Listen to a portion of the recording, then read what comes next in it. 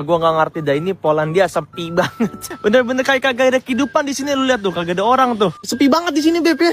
Beb, nggak ada ranking. Nggak ada apaan? Nggak ranking. Ranking apa? Oh. Kata Pona dia emang nggak ada motor ranking kayak di sini, guys. Nggak ada apa-apaan di sini. Orang-orang pada kemana tuh? Bener-bener sepi. Kayak masih jam sibuk gitu, tapi antara ngeri sama damai gitu, guys. Tapi di sini safe, Beb ya, aman ya di sini ya. Aman. Walaupun ya. sepi mah aman ya. Iya, aman. Aman banget. Iya. Iya, nggak ada ranking. Nggak ada ranking. Nggak ada yang motor ngedrak, nggak ada ngedrak ya. Nggak ada motor ngedrak di Bekasi, ada di Bekasi. Ada. Di Bekasi.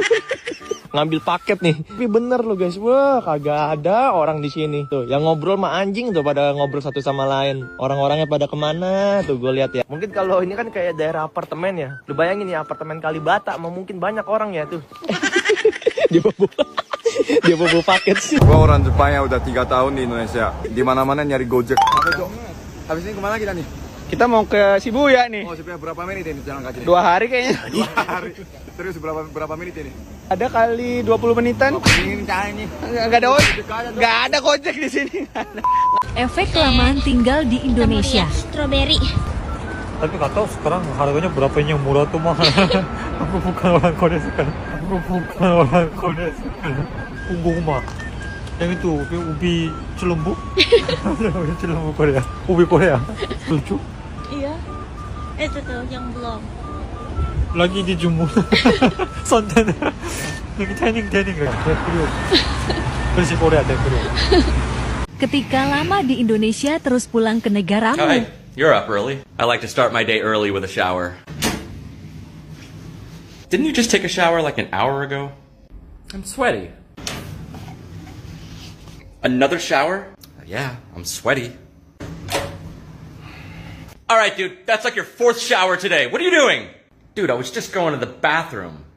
And everybody knows you can't take a shower at night. Who says you can't take a shower at night? Ibu said I'd get sick. Leave me alone. Mas Ansol udah tinggal di Indonesia 16 tahun. Ada nggak yang bikin Mas Ansol susah untuk adaptasi waktu balik ke Korea? Ini mungkin merupakan sebuah video yang bakal sangat relate dengan polo-polo yang pernah tinggal di luar negeri ataupun tinggal di luar kota. Jadi kayak aku, karena aku orang Korea terus tinggal lama di Indonesia, waktu balik ke Korea kadang ada beberapa hal yang aku sendiri nggak tahu gimana caranya ataupun gimana tradisinya gitu. Contoh paling gampang, di Korea itu kita mau buka rekening di bank itu susah pol, sungguh. Sebagai orang Korea kamu bikin rekening di bank itu susah banget karena banyak banget rekening-rekening yang disalahgunakan. Jadi waktu mau bikin rekening itu ditanyain, kamu bikin rekening tujuannya apa? Mau digunakan untuk apa? Sekarang emangnya udah ada kerjaan, emang udah ada masukan, itu ditanya banyak banget. Nah kayak gitu toh ngerasa kayak, loh kok ditanyai kayak gini sih? Padahal emang gitu. Jadi kayak beberapa hal yang aku sendiri nggak tahu, tapi ketika nggak tahu, orang-orang lihat aku, loh hari itu gak ngerti ya apa sih? Yo gak tahu. Tapi karena aku kelihatannya orang Korea dan juga ngomong Korea, mereka kayak, loh gimana kopi apa ya? Oh yo nggak salah juga karena tampaknya benar-benar tampang Korea. Jadi kok bisa nggak paham? Since I started traveling to Indonesia like 11 years ago, I became so used to the water gun, or however you want to call it, that even now that I travel in Europe, for example, like right now I'm in Malta, well, I don't feel fully clean after number 2 if I don't wash myself. And the thing is, in Europe, most places don't have water guns. So what I do here is that every single time after number 2, I take a shower. So today my stomach was pretty upset and I took a lot of number 2s. So I've already showered like 3 times since this morning. It's a real struggle, okay? It's really time consuming. Neng, gak jadi biroti nih. Mahal. Nggak mau. Emang segini ya harganya, gimana ceritanya? Murah sama di Bekasi. Iya. Beb, di Bekasi ada Oka. Roti Madura, dong Oka. Di sini murah ada Oka. Di Bekasi murah. Jangan dibandingin sama di Polandia emang. Di Polandia beli 5. Hah? Dapat motor di Bekasi? Di Bekasi motor. Beli 5 roti dapat motor di Bekasi, dipindah ya berarti ke Bekasi. Nggak mau. Oh ini sari roti. Bukan sari roti, ini mah beda tuh. Gak ada sari roti, jadi nggak? Pulang kita Bekasi berarti. Iya. Ketika kamu udah lama di Indonesia, tapi pulang ke negaramu. Joe, where are you? You were supposed to be here an hour ago. Yeah, don't worry. I'm on my way. I'm almost there. All right. At least you're on the way. Just hurry up. Dan yang lebih lucu lagi, banyak bule yang setelah tinggal di Indonesia jadi nggak bisa jauh dari nasi, sambal, gorengan, atau indomie. Saat kembali ke negaranya dan sulit menemukan rasa yang sama, mereka merasa ada bagian hidup yang hilang.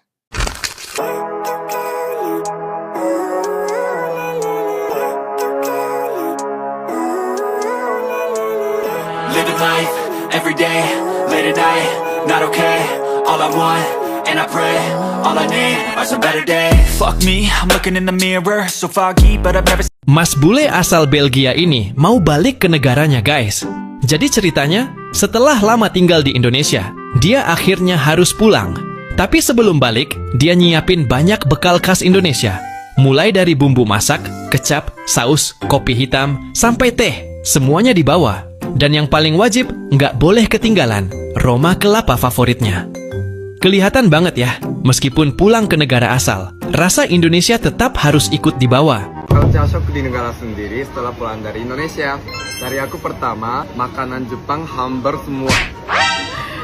Lidah aku, mulut aku tuh udah kebiasaan sama makanan Indo yang pedas.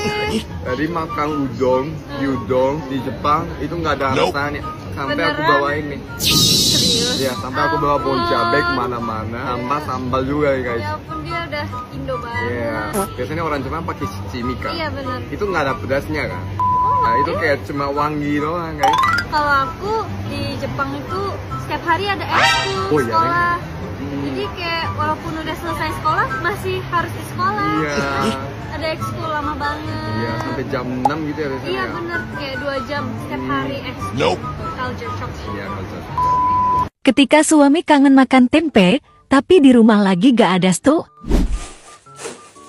Ada yang ngubek-ngubek freezer.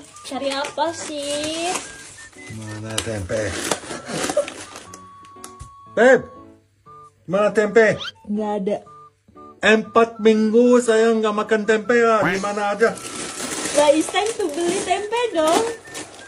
Kalau ada stok lah. Mudahan ada. Kamu kangen tempe?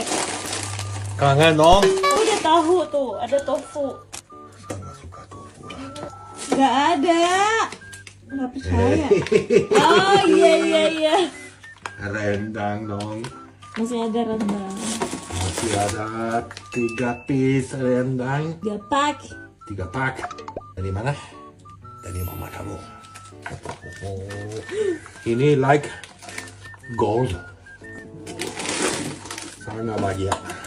Karena nggak ada tempe. Pas gue di luar di Turki ya, and my friend would ask me, "Man Indo apa yang lu pengen makan gitu?"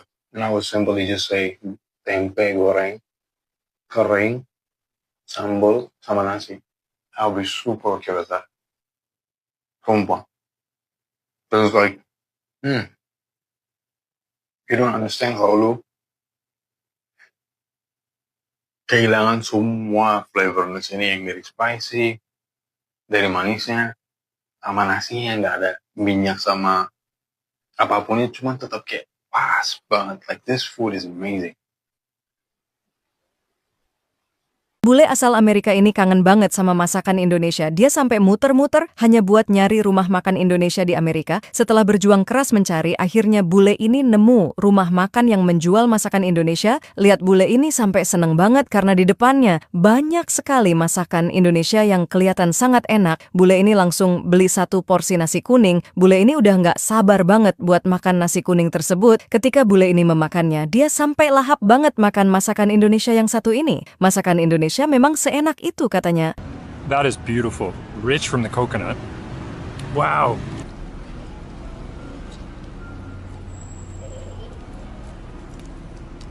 Wow. Tapi di balik semua hal lucu itu, sebenarnya ada sesuatu yang lebih dalam.